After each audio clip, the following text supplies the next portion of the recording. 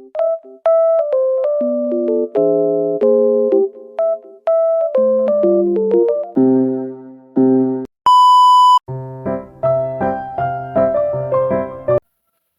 Assalamualaikum warahmatullahi wabarakatuh.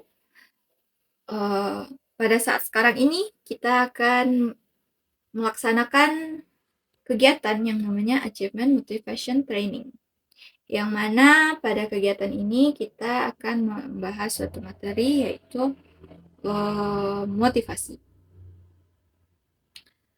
Nah, sebelum kita membahas materi yaitu motivasi yang lebih mendalam lagi, alangkah baiknya kita perkenalan terlebih dahulu.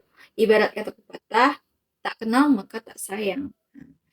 Jadi, nah, baik, perkenalkan, nama saya Melisa Dayani. Saya berkuliah di UIN Mahmud Yunus Batu Sangkar di Prodi BK semester 6. Nah, apa sih motivasi itu? Jadi, motivasi adalah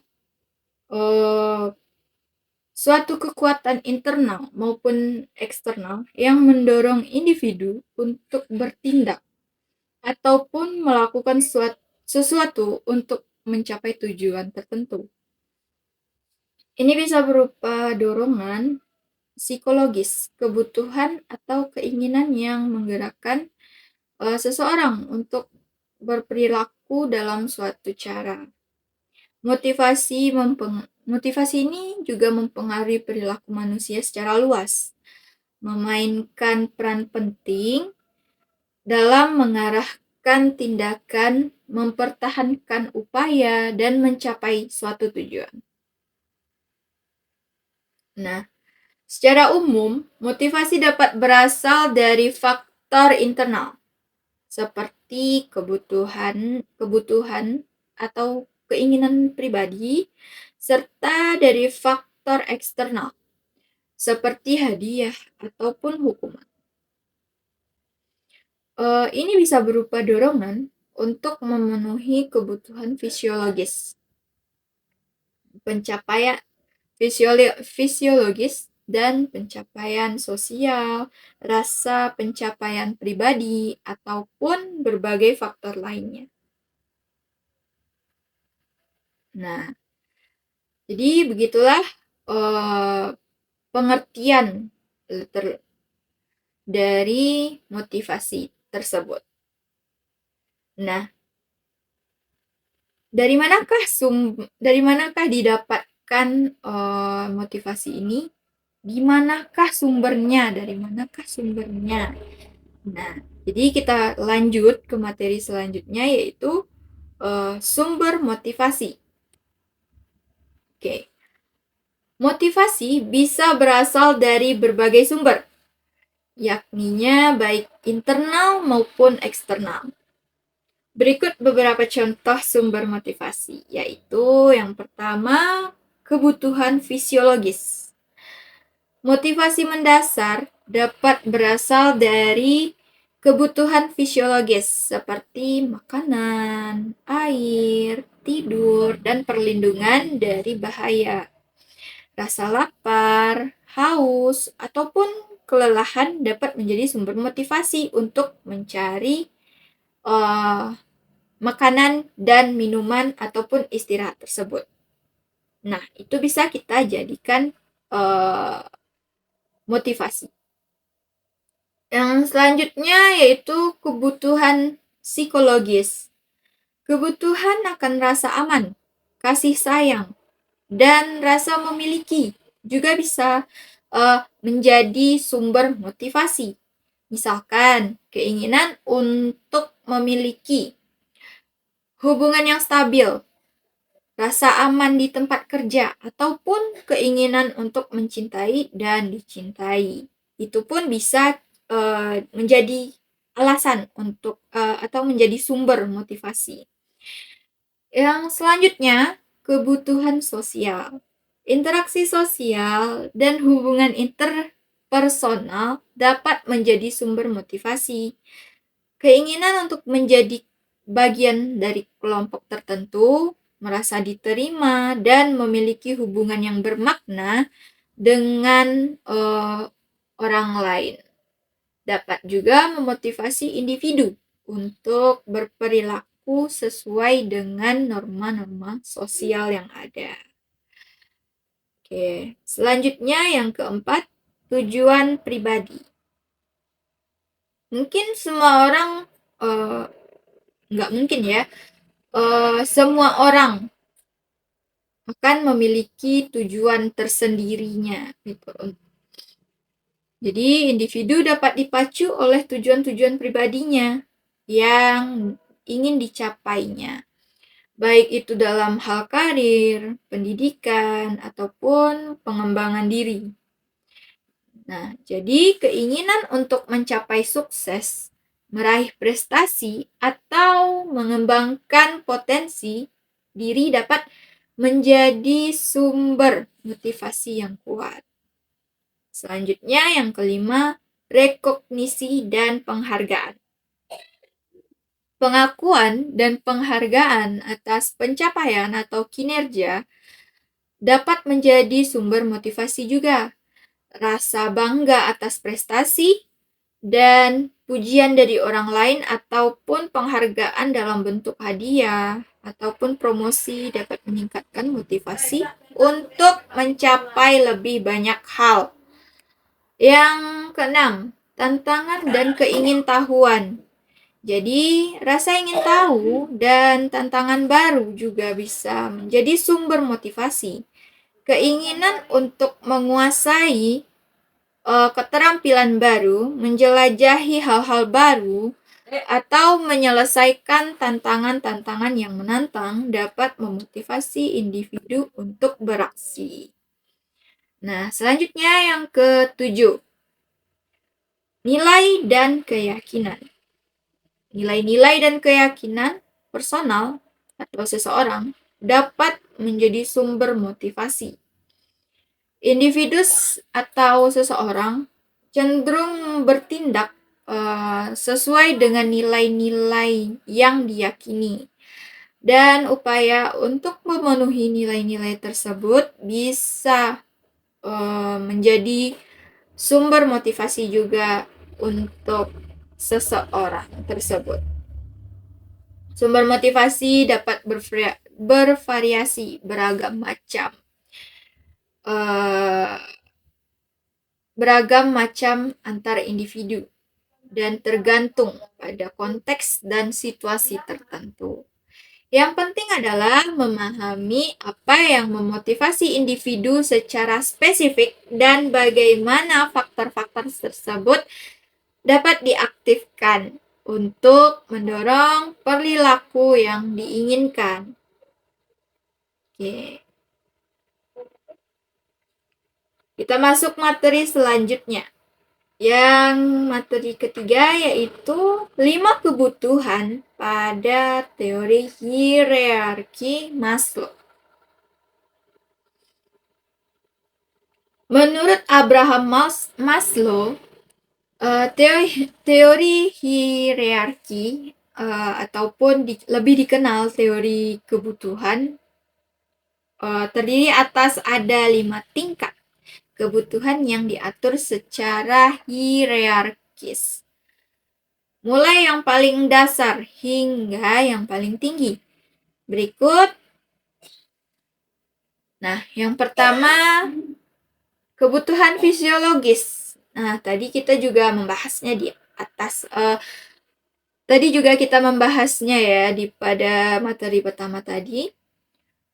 Nah, jadi kebutuhan fisiologis ini adalah kebutuhan dasar yang mendasar bagi hidup kita. Kebutuhan dasar untuk bertahan hidup seperti makanan, papan, sandang, air, udara untuk berteduh, tempat untuk berteduh dan lain sebagainya. Yang kedua, kebutuhan keamanan. Nah, setelah kebutuhan fisiologis ini terpenuhi, individu juga membutuhkan rasa aman dan stabilitas. baik fisik maupun finansial. Ini dan kebutuhan ini meliputi perlindungan dari bahaya fisik, pekerjaan yang stabil, rumah yang aman dan layak, dan lain sebagainya. Yang ketiga, kebutuhan sosial atau kebutuhan afiliasi.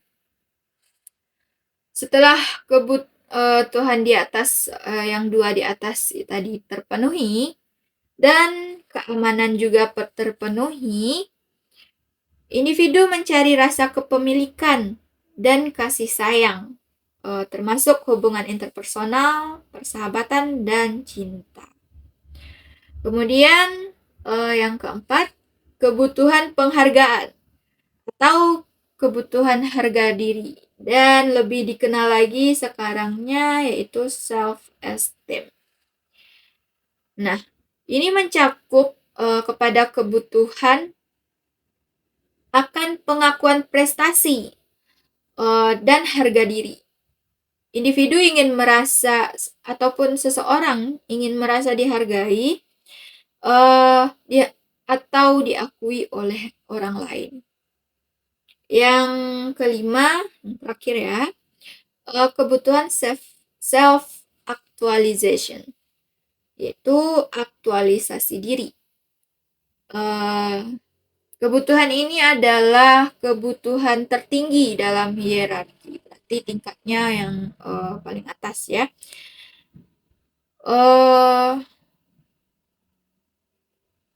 Tingkatan yang paling atas di teori Maslow ini.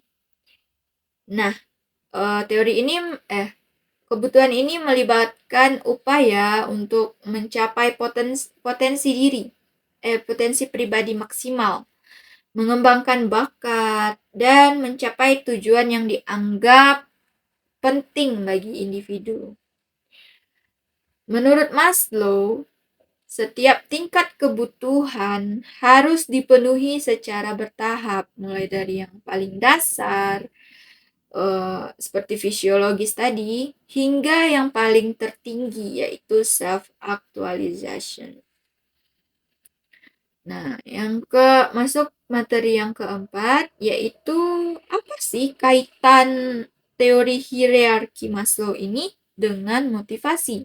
Nah, mungkin jadi teori hierarki kebutuhan Maslow sangat erat kaitannya dengan motivasi karena menawarkan kerangka kerja untuk memahami apa yang memotivasi individu tersebut.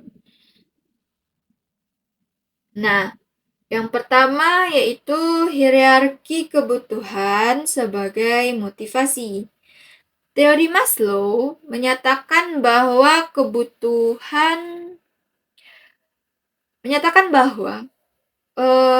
kebutuhan manusia ini disusun dalam hierarki yang terdiri dari 5 tingkatan tadi.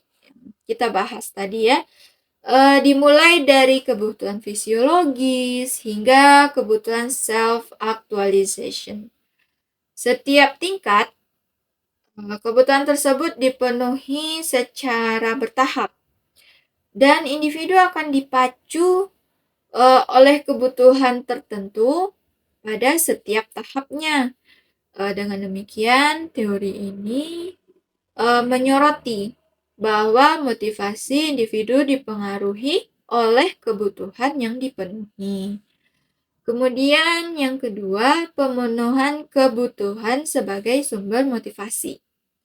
Teori Maslow menekankan bahwa ketika kebutuhan pada satu tingkat telah terpenuhi, individu akan juga dipacu oleh kebutuhan pada tingkat berikutnya dalam hierarki. Misalkan akan keamanan dan seterusnya. Pemenuhan kebutuhan ini menjadi sumber motivasi untuk bertindak. Yang ketiga, aktualisasi diri sebagai tujuan motivasi tertinggi. Teori Maslow menempatkan self-actualization sebagai tujuan tertinggi dalam hierarki. Kebutuhan ini adalah keadaan di mana individu mencapai potensi pribadi maksimal dan hidup secara bermakna. Dalam konteks motivasi, upaya untuk mencapai self-actualization dapat juga menjadi sumber motivasi yang kuat, mendorong individu untuk terus berkembang dan mencapai tujuan-tujuan yang berarti bagi mereka. Yang keempat, pentingnya pengakuan dan pencapaian. Teori Maslow juga menekankan bahwasanya kebutuhan akan penghargaan diri dan pengakuan juga merupakan bagian dari hierarki kebutuhan. Penghargaan dan pengakuan atas pencapaian atau kinerja dapat juga menjadi faktor motivasi ini. Faktor motivasi yang kuat bagi individu, membantu mereka dan juga bisa juga membantu mereka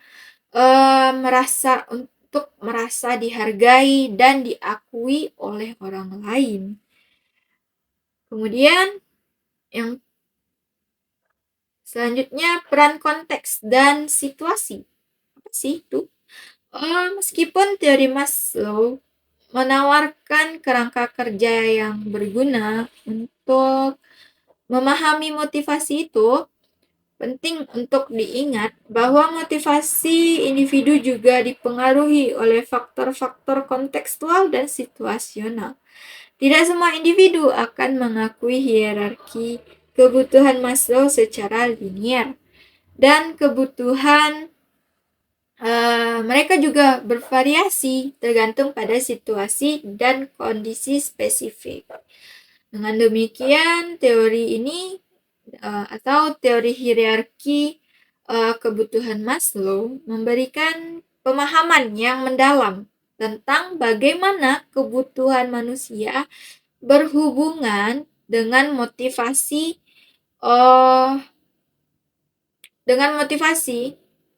dan juga membantu kita memahami faktor-faktor apa yang memotivasi seorang individu untuk bertindak dalam cara tertentu. Kemudian kita masuk ke materi selanjutnya, yaitu pentingnya motivasi diri dalam kehidupan kita. Nah, motivasi diri adalah suatu kemampuan untuk untuk merangsang dan mendorong diri kita sendiri untuk mencapai suatu tujuan, mengatasi rintangan, dan tetap fokus pada aktivitas yang lebih mendukung pertumbuhan pribadi dan pencapaian. Pentingnya motivasi diri dalam suatu kehidupan tidak bisa diabaikan karena memiliki dampak yang signifikan dalam mencapai kesuksesan dan suatu kepuasan pribadi. Nah, ini adalah poin-poin besarnya, yaitu yang pertama, mengatasi rintangan. Motivasi diri juga membantu seseorang untuk tetap gigih dan mengatasi rintangan yang mungkin timbul dalam perjalanan mencapai suatu tujuannya. Misalkan ketika seseorang menghadapi kesulitan dalam menyelesaikan proyeknya nih di tempat kerja, motivasi diri akan membantu mereka untuk tetap termotivasi dan menemukan solusi untuk mengatasi masalah tersebut. Kemudian mencapai tujuan. Motivasi diri adalah suatu kunci untuk mencapai tujuan yang telah ditetapkan. Ketika seseorang memiliki motivasi yang kuat, mereka juga cenderung lebih fokus dan berkomitmen untuk mencapai tujuan-tujuan tersebut. Contohnya, seorang siswa yang sangat termotivasi untuk meraih beasiswa misalnya, beasiswa akademik, kan pastinya siswa tersebut akan bekerja keras belajar dan mengembangkan keterampilannya yang diperlukan untuk mencapai tujuannya, yaitunya meraih beasiswa tadi. Kemudian yang ketiga, meningkatkan kinerja. Motivasi diri juga berperan penting dalam meningkatkan kinerja dan produktivitas. Ketika seorang termotivasi untuk mencapai hasil yang baik, mereka cenderung bekerja lebih keras dan lebih efisien. Sebagai contoh, seorang atlet yang sangat termotivasi untuk mencapai prestasi yang tertinggi akan mungkin dia akan melatih dirinya dengan tekun dan konsisten untuk meningkatkan kinerjanya. Yang keempat, meningkatkan kesejahteraan emosional.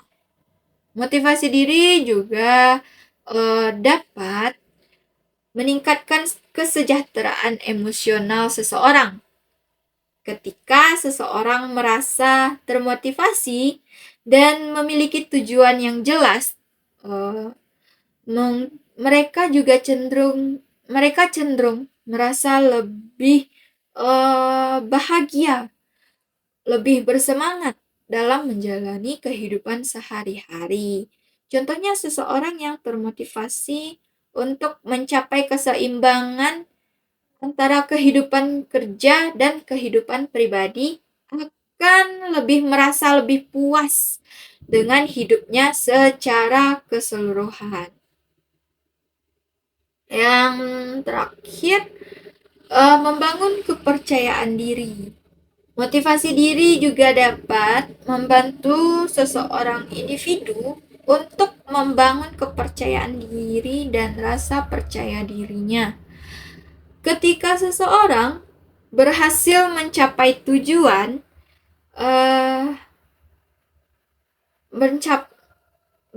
berhasil mencapai tujuan-tujuan kecilnya yang telah mereka tetapkan, yang telah dia tetapkan, mereka akan merasa lebih yakin dalam kemampuan mereka untuk mencapai tujuan-tujuan yang lebih besar. Jadi dia akan melangkah lagi ke tingkatan yang berikutnya, yang lebih tinggi.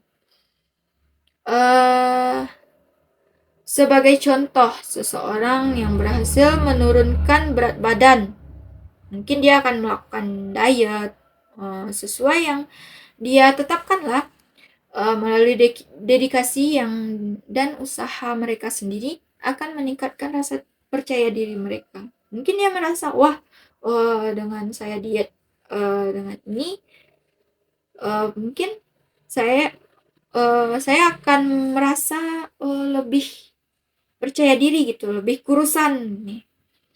Nah, jadi dengan demikian motivasi diri memainkan peran kunci dalam membantu seseorang mencapai